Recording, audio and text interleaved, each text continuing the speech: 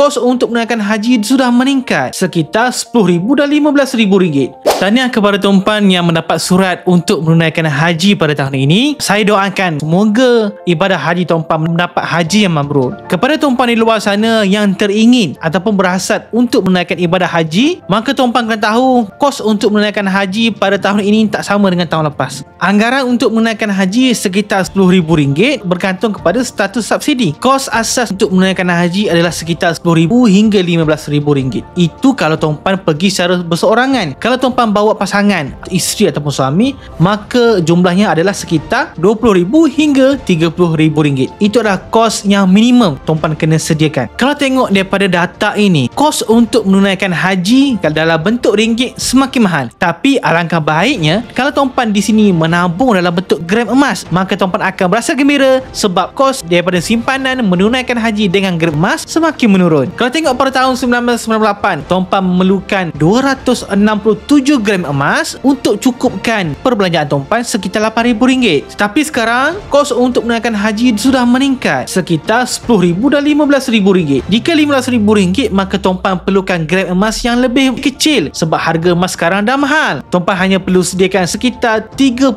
gram sahaja untuk melengkapkan RM15,000 dana untuk pergi haji. Saya dah pinkan video di bahagian atas cara nak bermula menabung emas. Jadi kepada tuan-puan di luar sana yang masih lagi belum mulakan simpanan emas, maka saya sarankan tuan-puan kena bermula serendah 1 gram yang pertama dan tuan-puan boleh konsisten menabung 1 gram 1 bulan, 1 gram 1 bulan. Cukup gram emas yang tuan-puan nak dengan nilai yang tuan-puan ada iaitu sekitar RM15,000, maka tuan-puan boleh jual emas tu dan boleh tuan-puan pergi menunaikan haji di Mekah. Kaedah ini adalah kaedah yang sangat mudah untuk tuan-puan konsisten menabung duit. Sebab apabila manusia tengok duit, kita lebih cenderung nak berbelanja berbanding kita menabung emas. Kalau kita tengok simpanan kita makin lama makin bertambah, maka nafsu kita juga dalam masa sama kita nak berbelanja. Tetapi kalau kita melihat emas, kita lebih suka nak kumpul emas itu lagi dan lagi, dan secara tak langsung emas ini boleh menjadi salah satu motivasi kita untuk menabung menunaikan ibadah haji.